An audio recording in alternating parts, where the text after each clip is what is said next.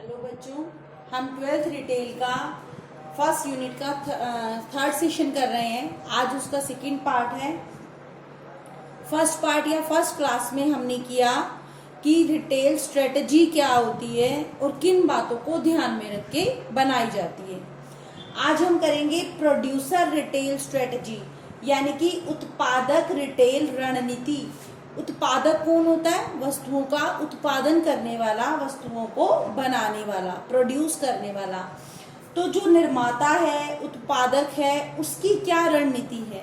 तो इसमें हम ये देखते हैं कि उत्पादक किस प्रकार की रणनीति बनाए, क्या योजना बनाए, जिससे कि वो अपनी लागतें कम कर पाए तथा अपने लाभ को बढ़ा पाए।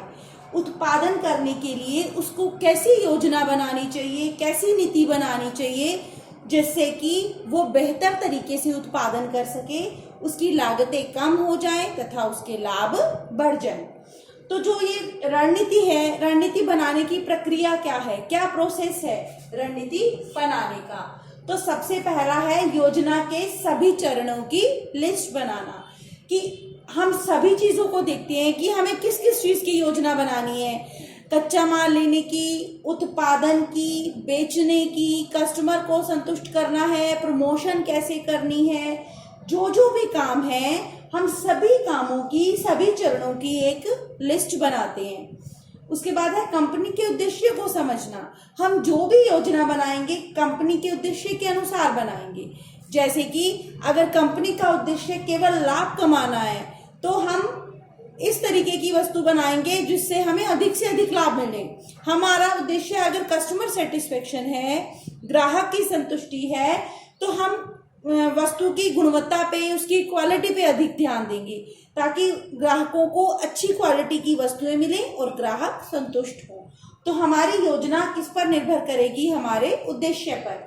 नेक्स्ट है स्थिति का विश्लेषण, यानी कि सिचुएशन एनालिसिस। हम सिचुएशन, हमारी सिचुएशन कैसी है, हम किस स्थान पे हैं मार्केट में, कि हमारी जो पोजीशन है वो कैसी है, मार्केट में हमारी कैसी छवि है। हम अपनी स्थिति का विश्लेषण करते हैं कि हमारी क्या स्थिति है हमारे प्रतियोगियों की तुलना में। नेक्स्ट है अवसरों की पहचान।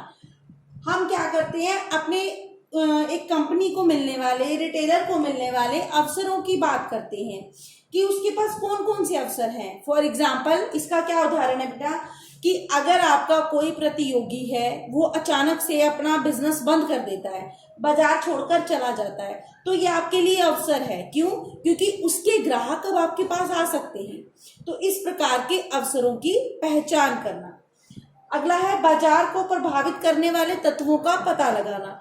ये पता लगाना कि बाजार को कौन कौन सी चीजें प्रभावित करती हैं। जैसे कि बाजार को प्रभावित करने वाले अनेक कारक होते हैं। मौसम है, ग्राहकों की सोच है, या आपके प्रतियोगी हैं, बहुत सी चीजें हैं जो बाजार को प्रभावित करती हैं। तो पहचान करना कि कौन कौन से तत्व, कौन कौन सी चीजें पूरे बाजार को प्रभावित कर रही हैं। प्रमोशन की रणनीति, प्रचार की रणनीति। हम इसमें प्रचार संबंधी रणनीति बनाते हैं कि हम अपनी वस्तु का, अपने स्टोर का प्रचार किस प्रकार करेंगे, अपनी वस्तुओं के बारे में, अपनी वस्तुओं की सूचना ग्राहकों तक किस प्रकार पहुंचाएंगे। नेक्स्ट है इम्प्लीमेंट करना। जो हमने रणनीति बनाई, अवसरों को ध्यान में रख के, अपनी स्थिति को ध्यान में रख के, अपने उद्देश्य को ध्यान में रख के, हमने जो भी स्ट्रेटजी बनाई, रणनीति बनाई, हम उस स्ट्रेटजी को इम्प्लीमेंट करते हैं, मतलब लागू करते हैं, उस स्ट्रेटजी को फॉलो करते हैं। और लास्ट में हम क्या करते हैं? मूल्यांकन करना, यानी कि इवैल्यूएशन करना। एंड नियंत्रण मतलब कंट्रोल। हम अपने उस जो स्ट्रेटजी है उसको इवैल्यूएट करते हैं कि क्या वास्तव में उससे हमारे उद्देश्य पूरे हुए या नहीं हुए। अगर हुए तो मतलब हमने सही स्ट्रेटजी बनाई, नहीं तो हम उसको कंट्रोल करते हैं, नियंत्रण करते हैं तथा उसमें बदलाव करने की कोशिश करते हैं, जिससे कि हम अपने उद्देश्यों को पूरा कर पाएं। जैसे कि अगर हमारा उद्देश्य था अच्छी क्वालिटी की वस्तुओं द्वारा ग्राहकों को संतुष्ट करना, तो लास्ट में हम मूल्यांकन करते हैं कि क्या वास्तव में हम अच्छी क्वालिटी की वस्तुएं बना पाए, अगर और ग्राहकों को संतुष्ट कर पाए। अगर ठीक है तो मतलब हमने सही रणनीति बनाई।